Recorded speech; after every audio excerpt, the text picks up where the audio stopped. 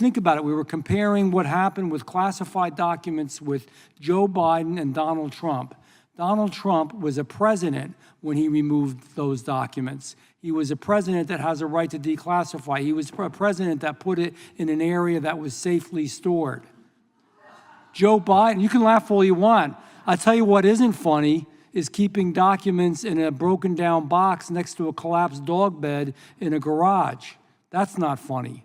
And that's real, and that's where Joe Biden kept the documents. I can't let go that one of my Republican colleagues just stated that the boxes containing national security secrets that were seized at Mar-a-Lago were stored in a safe manner. Quote, stored in a safe manner. This is the bathroom at Mar-a-Lago with over a dozen boxes of national security secrets that were stored in a safe manner. My friends, you are living on Fantasy Island. That's where cults live, so that makes sense. But this bathroom is a mess. This committee has been a mess, and this Congress is a mess. This is not stored in a safe manner. It's delusional to say that. You know, in what other country than Joe Biden's America can illegal immigrants waltz over an unsecure border? In what other country can an illegal immigrant get immediate housing, free food, legal counseling, free educational subsidies?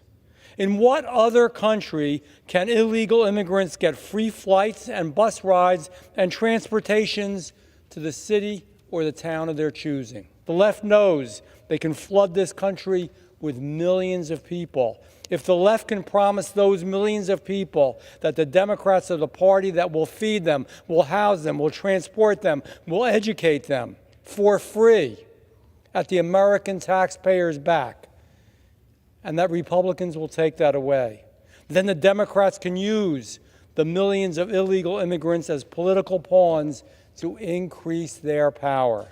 It's shameless, it's wrong, it's un-American. And for years, conservatives have warned about this. We've warned about the left attempting to allow illegals to vote in elections. But it was made fun of. It was a joke. It would never happen. It was labeled, in fact, as a conspiracy theory. Yet here we are. I'm sorry that the gentleman from New Jersey has left the chamber, because I could reassure and console him very quickly. It is against the law for non-citizens to vote in federal elections. That is embodied in federal statute, and it is a crime for someone to attempt to do that. So that's not what's on the table here today. What's on the table is whether a locality, in this case, the District of Columbia, should be permitted to allow non-citizens to participate in local elections for things like school board and city council and advisory neighborhood commissions. The gentleman from New Jersey should be apprised at some point that the great state of New Jersey allowed non-citizen voting between 1776, when the country began, in 1820. So for a half century, it was allowed in his state, and obviously did not lead to the downfall of the republic. Let's just look and review a few things. Let's look at the classified documents case. One individual is Vice President of the United States, removes documents which he has no right to do, Joe Biden. He then removes documents also before he was vice president as a U.S. senator, no right to do that, doesn't have the right to declassify. Yet a special counsel is appointed, and the result of that is that, well, there's nothing we're going to do because he's a kindly older gentleman that has a bad memory, and it wouldn't be a good case. And yet at the same time, a president of the United States who does have a right to declassify documents, removes them, keeps them in a secure place, has the right to do it because he was a president and he's indicted.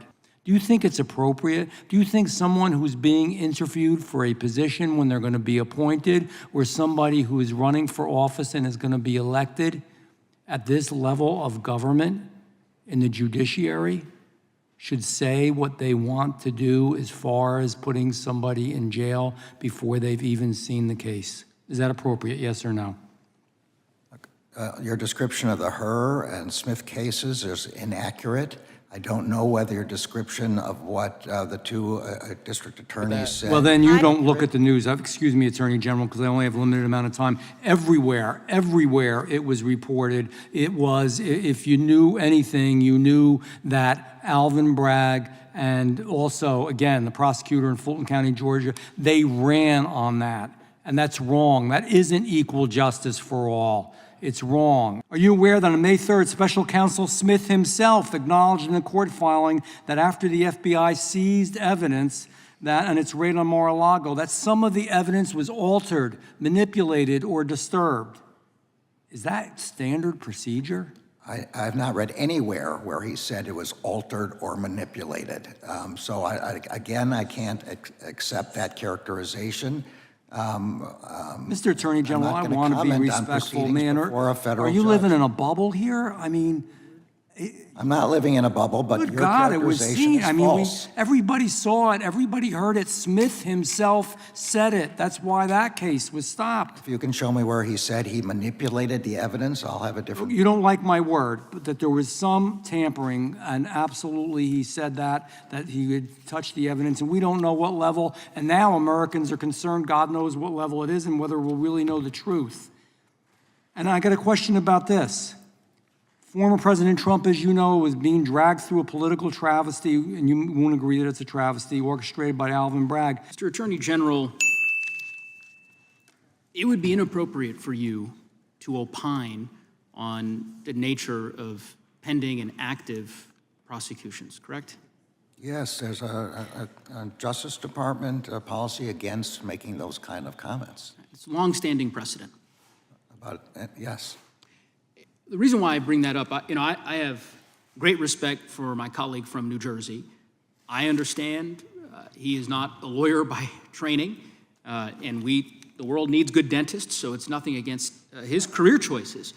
But I will just simply say, I find it shameful to have to endure, and I can only imagine how you feel about it, Mr. Attorney General, the lectures from some of my colleagues on the other side of the aisle about equal justice under the law or adherence to the rule of law to a man who has spent virtually his entire career in pursuit of upholding the rule of law.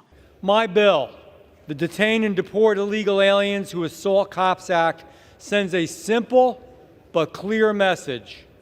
If an illegal alien assaults our law enforcement officers, they will be detained and they will be deported. This is because these actions must have consequences. Now that seems like a pretty common sense life lesson that most of us learn at a very early age. But it is a lesson, unfortunately, that President Biden and Secretary Mayorkas apparently never have learned. The Biden administration's policies are reckless. Those policies are dangerous. And these policies have very real life consequences, particularly for American law enforcement. Supposedly, this bill would subject any undocumented immigrant to mandatory immigration detention if they commit an assault on a law enforcement officer. To be clear, that is already current law. But this bill goes far beyond that.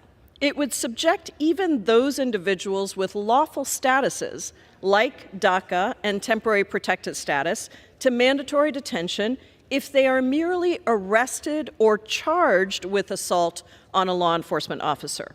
There are no provisions to protect those who are mistakenly arrested and are released without charges. Let's be clear, violence is never the answer and should never be used in a political protest. It was wrong for people to assault the police right here in the United States Capitol on January 6th, just as it is wrong for people to assault the police or anyone else during any protest, regardless of their politics. That is why U.S. law already makes assault a crime. And admitting to or being convicted of a serious assault on a law enforcement officer already results in immigration consequences under current law, including mandatory detention and deportation. This bill doesn't change that, doesn't make anybody safer, doesn't fix any problems in the immigration system.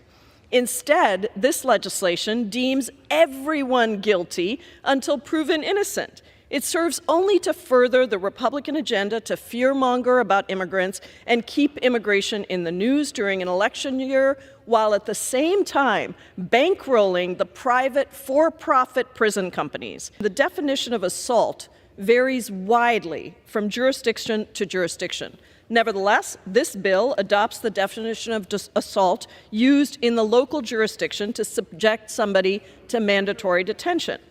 That means that conduct that people would not normally think of as an assault, like lightly touching an officer, could result in an arrest and mandatory detention.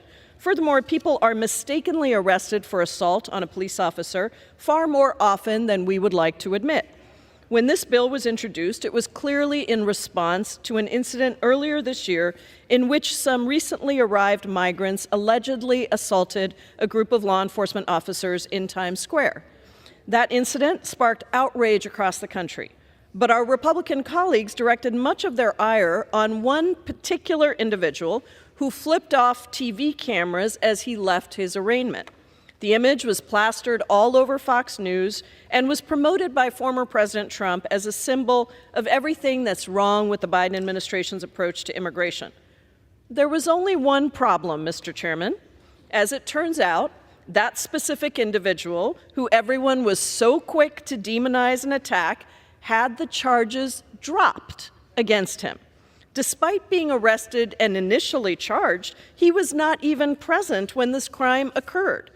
We also see this in protests, where one person gets unruly and the police arrest everyone in the crowd. This bill is going nowhere fast, just like the very similar bill that House Republicans passed last police week.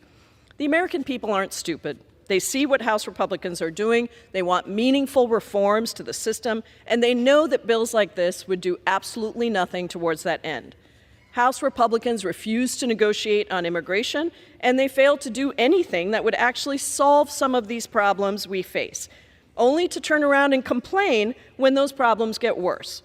This is political theater at its worst, and I urge all of my colleagues to join with me to oppose this legislation. I reserve the balance of my time. Gentlelady from Washington reserves. Gentleman from New Jersey is recognized. Thank you, Mr. Chair. So let me say I agree with my colleague on the other side of the aisle on one thing. One, the American people are not stupid.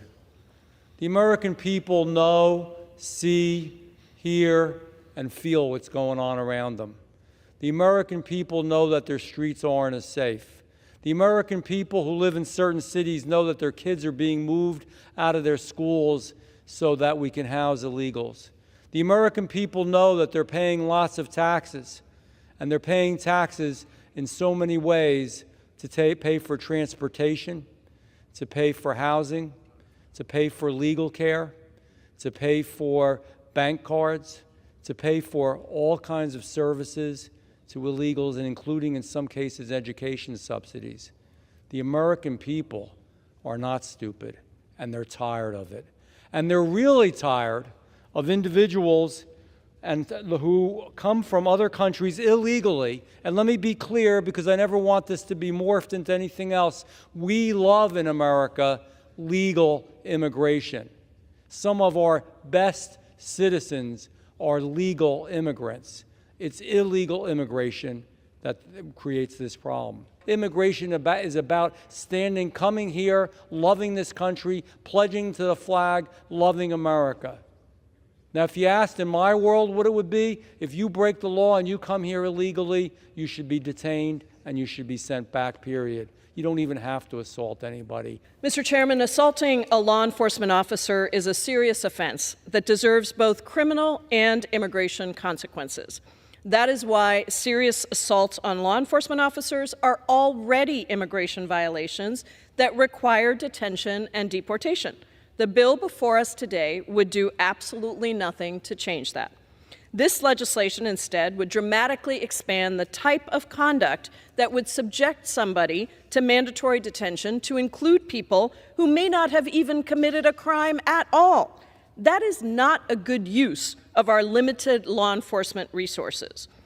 Instead of wasting our time on these bills that do nothing to fix our immigration system and stand no chance of becoming law, we should be talking about how to create a workable immigration system that allows Americans to reunite with their family and allows American businesses and universities to attract the best and the brightest, essentially creating a workable process so that people wouldn't be forced to go to the border as the only way to come to the United States. We should be talking about the fact that immigrants are good for the country and good for our economy. 1 in 4 American doctors were born abroad, and roughly 45% of Fortune 500 companies were founded by immigrants or the children of immigrants. 70% of agricultural workers are immigrants. Immigrants feed us, heal us, and help ensure that this country remains an economic powerhouse. We could be embracing the positive impacts of immigrants rather than demonizing them. The Congressional Budget Office recently announced that new immigrants will add $1 trillion in previously unexpected revenue to our country's GDP between 2023 and 2024. Similarly, the Department of Health and Human Services found that over a 15-year period, asylees and refugees contributed nearly $124 billion more in revenue than they received in services from the government. Documented and undocumented immigrants pay tens of billions of dollars in taxes each year. But instead, the majority insists on scapegoating and fear-mongering immigrants. It is true that the immigration system has deep problems, but they cannot be solved through an enforcement-only approach. We have been trying that approach for 30 years, and it has failed. The truth is that the immigration system is all connected. People are coming to the border because the legal immigration system has not been updated in over 30 years, and they cannot find any other pathway to come in. The majority often talks about legal immigrants. Well, let me tell you that the wait time for some permanent residents to bring their families into this country is over a century long. A century for legal permanent residents to bring their family members into the country. Employers are begging us to modernize the employment-based immigration system because the limits on high-tech visas were set when floppy disks were the height of technology, and these companies cannot hire the people that they need. And the small number of immigration judges that we have are absolutely crushed under a massive backlog of asylum cases so extensive that it is now taking people over 8 years to get even a hearing. Why doesn't the majority just help us put more money into immigration judges so we can resolve that backlog? Why not open legal pathways for people who are trying to come here legally? I know this, Mr. Chairman, because I came here and it took me 17 years to navigate the immigration system and become a U.S. citizen, but that was several decades ago. Now you can't even get through the process. I hope that one day we can get back to actually governing, to passing real bills that can make a difference in the lives of the American people. But I fear, Mr. Chairman, that today is not that day. I urge members to oppose this bill, and I yield back the balance of my time.